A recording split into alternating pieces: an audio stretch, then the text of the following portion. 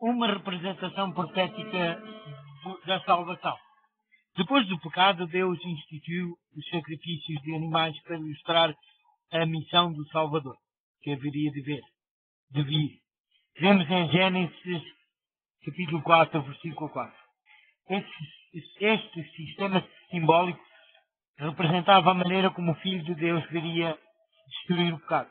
Por causa do pecado, a transgressão da lei de Deus, a raça humana teve de enfrentar a morte. Encontramos em Gênesis, capítulo 2, versículo 17, Gênesis, capítulo 3, versículo 19, e 1 João, capítulo 3, versículo 4. Em Romanos, capítulo 6, versículo 23. A lei de Deus reclamava a vida do pecador. Mas no seu amor infinito, Deus deu o seu Filho para que todo aquele que nele crê não pereça, mas tenha a vida eterna. Encontramos em João 3,16. Foi um ato de condescendência que não conseguimos compreender. Deus, o próprio Filho eterno, sofre em nossa substituição o castigo do pecado, a fim de poder perdoar-nos e reconciliar-nos com a divindade.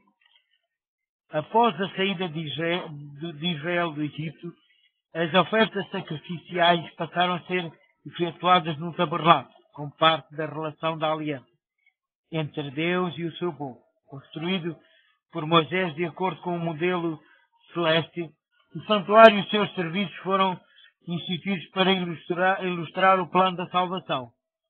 Encontramos em Êxodo, capítulo 25, versículo 8, 9 e 40. Em Hebreus, capítulo 8, versículo 1 a 5.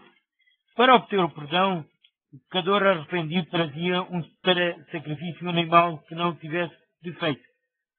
Uma representação do Salvador, imaculado. O pecador punha então a mão sobre o inocente animal e confessava os seus pecados. Encontramos em Levítico, capítulo 1, versículos 3 e 4. Este ato simbolizava a transferência do pecado do pecador culpado para a vítima inocente, assinalando a natureza substitutiva do sacrifício, sendo que sem derramamento de sangue não há remissão de pecados. Encontramos em Hebreus, capítulo 9, versículo 22.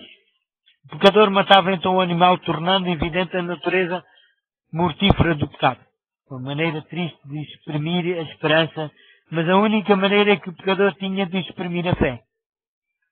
Após a ministração do sacerdote em Levítico, capítulo 4, versículo 7, o pecador recebia o perdão dos pecados através da sua fé na morte substitutiva do Redentor, que haveria de vir, simbolizando pelo sacrifício animal.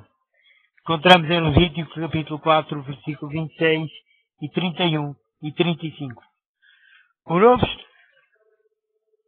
O Novo Testamento reconhece Jesus Cristo, o Filho de Deus, como o Cordeiro de Deus que tira o pecado do mundo. Encontramos em João, capítulo 1, versículo 29. Pelo seu precioso sangue, como de um cordeiro imaculado e incontaminado. 1 Pedro, capítulo 1, versículo 19. Ele obteve para a raça humana a redenção do castigo final do pecado. Só em Cristo poderemos ter esperança.